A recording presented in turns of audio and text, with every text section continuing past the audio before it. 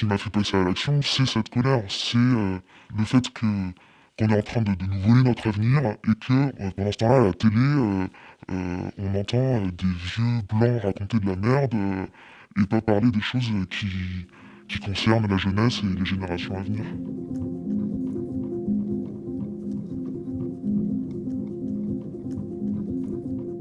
Je suis Nagou, un membre des Sangliers radicalisés, et je suis militant écologiste depuis maintenant quelques années.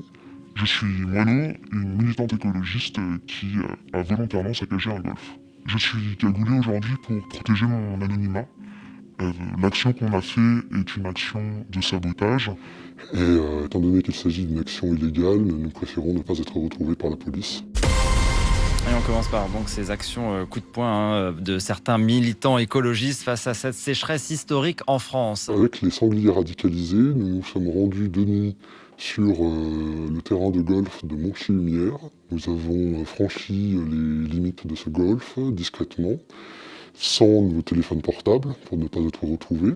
Et nous avons retourné la pelouse, arraché les pancartes et détruit le système d'arrosage de quelques greens. Il faut savoir que la plupart des golfs sont des terrains très grands et pas forcément clôturés, ou alors avec des barrières très, très faibles, donc c'est assez facile en fait de s'y rendre. Il suffit de passer par la forêt ou un endroit un peu reculé, de franchir la barrière de nuit, et c'est trop grand pour qu'il y ait des caméras ou des détecteurs de mouvement ou des gardiens, donc c'est vraiment très facile, n'importe qui peut le faire.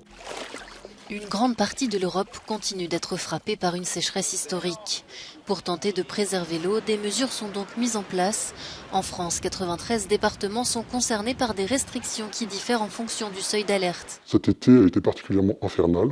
Il y a eu une sécheresse qui a surpris même les scientifiques par son intensité. On ne s'attendait pas à des phénomènes climatiques aussi extrêmes avant encore quelques décennies. Des plans sécheresse ont été mis en place qui interdisent notamment aux agriculteurs d'arroser leurs champs, mais les golfs ont toujours des dérogations pour arroser leurs greens. Au niveau maximum d'alerte, l'arrosage des pelouses et des massifs de fleurs est interdit.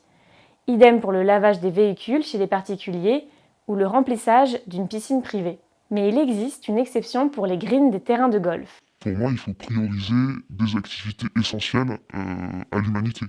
Et du coup, les loisirs, et surtout des loisirs qui sont accessibles qu'à une minorité de personnes, n'ont pas à utiliser de l'eau pendant l'été, ils vont faire autre chose, ils ont déjà plein d'argent à dépenser, ils sont pas obligés d'aller au golf, ils peuvent faire autre chose le temps que la sécheresse passe. Les golfs sont un symbole extrêmement fort du privilège des plus riches, c'est un marqueur social. Et en nous attaquant au golf, nous voulons nous attaquer avant tout à la classe bourgeoise, qui est la première responsable des dégradations de notre environnement. Lorsqu'on regarde un Bernard Arnault qui, rien qu'avec son jet en un mois, pollue plus qu'un Français sur une vie entière, c'est absolument inacceptable. 176 tonnes de CO2 en mai, c'est ce qu'a émis le Français le plus riche du monde. C'est 17 fois l'empreinte carbone d'un Français qui émet en moyenne 10 tonnes de CO2 par an. Si l'on veut faire accepter des efforts de sobriété à tout le monde pour protéger notre environnement, il faut que ça commence par ceux qui polluent le plus. Il y a un problème dans le monde dans lequel on vit, parce que les gens qui possèdent le plus, qui ont plus de privilèges, sont en train de nous cambrioler notre avenir. Sont en train de retirer tout espoir qu'on puisse vivre libre dans un monde vivable. Du coup, c'est pour ça qu'on a laissé des messages et que derrière, on a revendiqué et envoyé des photos. C'est pour que la dimension volontaire soit visible.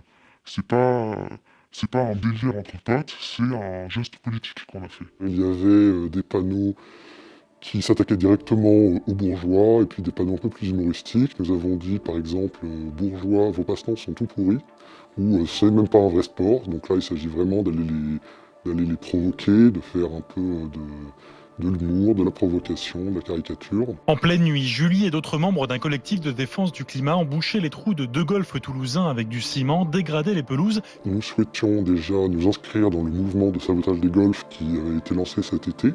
Il y a déjà eu plusieurs golfs de sabotés avec des méthodes très diverses. Il y en a qui ont fait un potager, il y en a qui ont versé du ciment. Nous avons arraché le gazon. L'usage des sangliers contre les terrains de golf, à la base, c'est une blague qui traîne sur les internets écolos. C'est Usul qui a fait la blague de « il faudrait lâcher des sangliers dans des golfs ». Mais tu prends une échelle et tu balances des sangliers dans les golfs des gens.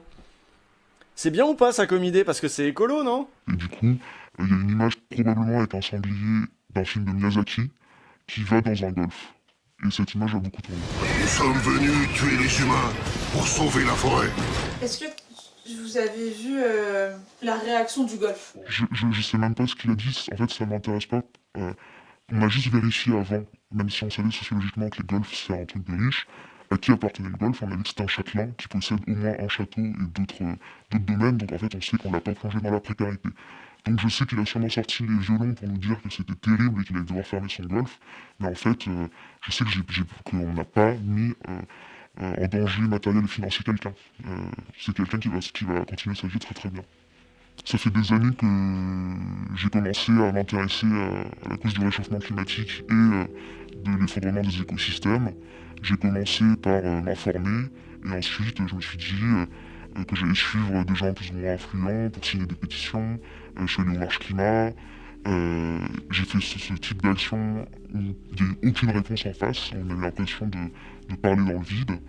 Il se trouve que j'ai aussi participé à des mouvements sociaux et je suis allé notamment en manifestation Gilets jaunes et ça m'a dépaysé par rapport au mouvement climat, notamment par rapport à la violence en face. Je me suis levée un matin pour aller manifester et on m'a tiré dessus. Comment vous voulez vivre avec ça? Quand je suis allé en manif écolo, il n'y avait pas les CRS tout autour, on était tranquille, on rigolait, on chantait. Et en manif Gilets jaunes, en fait, c'était pas la même ambiance, que même si on était tranquille en train de chanter, on se faisait gazer et potentiellement matraquer. Enfin, cette violence de la police m'a fait comprendre la violence du système, en fait, je pense. Et du fait que le mouvement écolo était inoffensif. Que s'ils étaient vraiment en train de faire avancer des lignes, il y aurait eu de la violence. C'est pas forcément symétrique, mais en fait, quand on attaque, il y a une contre-attaque. Et du coup, le fait que pour l'instant, on nous laissait tranquille et il y avait une image mignonne et gentille des écolos, c'est bien qu'on ne faisait pas peur. Là, par exemple, s'il y avait une manifestation anti-golf, personne n'en aurait parlé. Je pense que l'avenir du mouvement écolo doit passer par une radicalité, sans non plus se fermer des autres luttes précédentes. Puisque le rapport de force est en notre défaveur, que politiquement, c'est pas en votant qu'on va changer quelque chose, c'est pas en faisant des pétitions qu'on va changer quelque chose, il faut qu'on se déplace physiquement et qu'on aille détruire ce qui nous détruit. Aussi simplement que ça.